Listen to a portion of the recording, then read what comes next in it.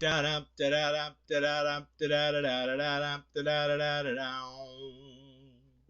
does that even mean, Bowers Game Corner? Ahoy there, YouTube! I'm back again today for another something a little bit different. Today I'm going to be actually checking out an app, a game app, but it's not actually for a game, it's for a companion app for a game. What am I talking about? Well, I'm going to be checking out the companion app for Arcade Wonders Mage Wars, which is out right now. It's for Android, and it's for iOS, only for tablets at the moment. It's going to cost you $4.99, and you can go ahead and pick it up right now. But should you? I'm going to open it up, and I'll check it out. Alright then, so we're going to be taking a look at the Mage Wars companion app. We're running it on our Samsung Galaxy 7. I believe it's got a 7-inch screen. It's a 3 to 4-year-old tablet. And we have the Mage Wars companion app right up here, so I'm going to tap that.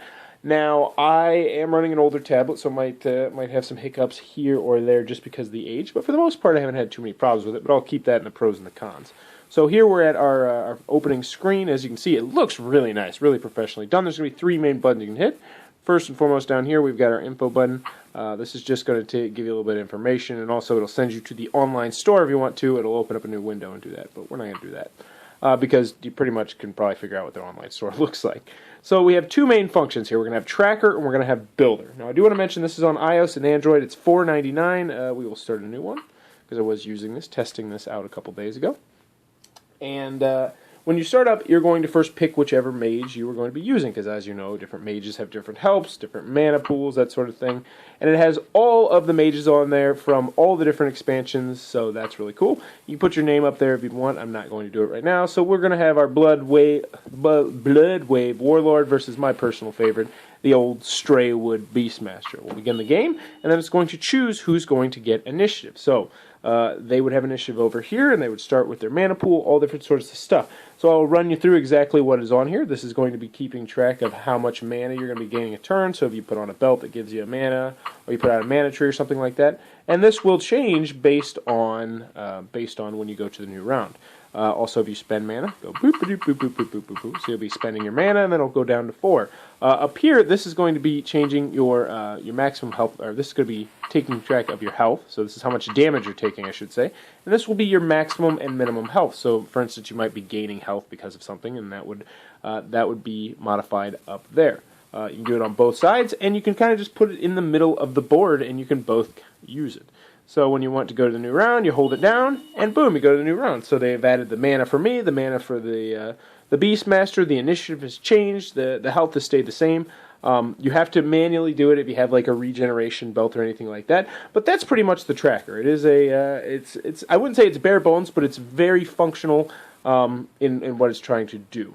Now, I do have one issue well, I'll leave that for the cons, but you have to press back there. You can't just hit the back button or else it will boot you back to the main screen. At least it does for me. I don't know if that's just my tablet. But now we will go over to the Spellbook Builder, which I don't want to give my thoughts too early, is my favorite thing about this. It's got a pretty long loading screen, but that probably is just my tablet. But as you can see over here, it's going to have all the different cards from all the different expansions. I've got a bunch of different spell books I've been building up, and you can click on them. And when you click on one, it'll really zoom it in so you can see. And you guys can't see it probably just because of the angle of the tablet. But there's text right here, and it's very, very clear. I want to emphasize that's probably just the lighting. But that's not supposed to happen. Let's go back to the Spellbook Builder. Oh, hey, cool. What's the dealio here? All right, let's try that again.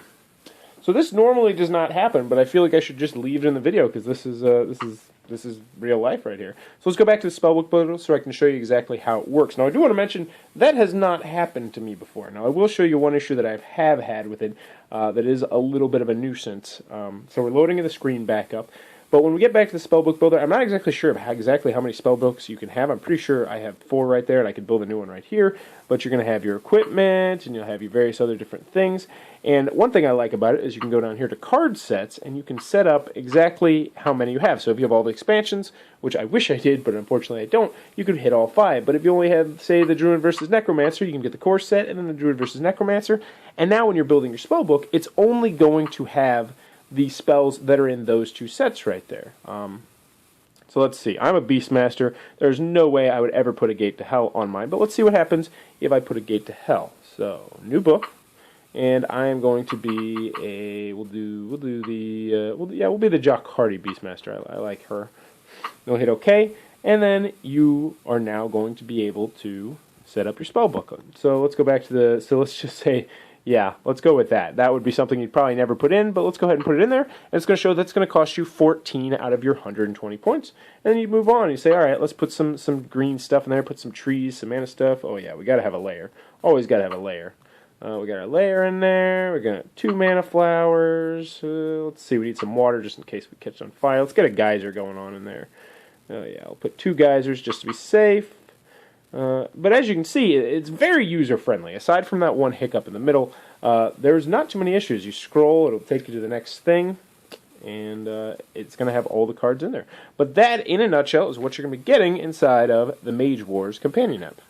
Oh, great, the companion Mage Wars app from Arcane Wonders. One of my final thoughts. Let's go to the pros, let's go over the cons.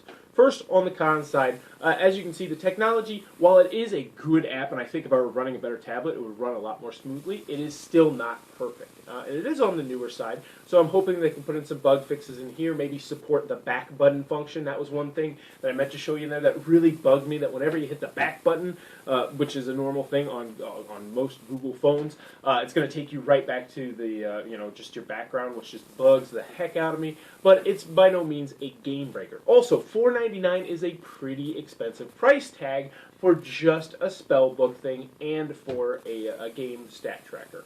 The last con that I have is that it just does run a little bit slowly on mine, but that's more probably on my side than on their side.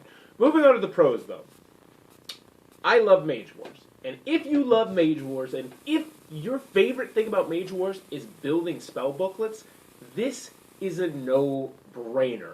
This is awesome. I love building spell books on it. Now the putting that in the middle of the table and keeping track of the mana and the score and all that, I like that as well. That's really useful because sometimes you'll have it where you'll just jostle the table and then your cubes will go there and you'll be like, oh man, where was that or where was this? And that's nice to have that right there and just to be able to say, oh man, he's saving up that mana right there. I better be worried about a big bear coming out or a hellgate or something like that. And I like that an awful lot. That's functional, but for me personally, the bread and butter here, the icing on the cake, that's icing on the cake. The cake itself is the spell booklet builder. Now, I don't have any of the expansions. I want to get them eventually. I've played with all of them, but I eventually want to do that. It's just cool to see all the different spells and build the spell booklets for all these cards that I don't have that I one day hopefully will have. So if you want to check out all the cards, that's a great way to do it. So my final thoughts, this is a tough one for me, because this is not for everyone. Let's get this straight, out of the way. If you love Mage Wars, but you're not the biggest fan of, say, building the spell booklets, don't get this. I can't really recommend it for that. While putting in the middle of the table and keeping track of the score and everything is nice, it's not really something that I would deem necessary, even though it is cool that it takes care of it for you. But the big attraction here is definitely for the spell booklets. So if you like making Mage Wars spell booklets on the go, boom.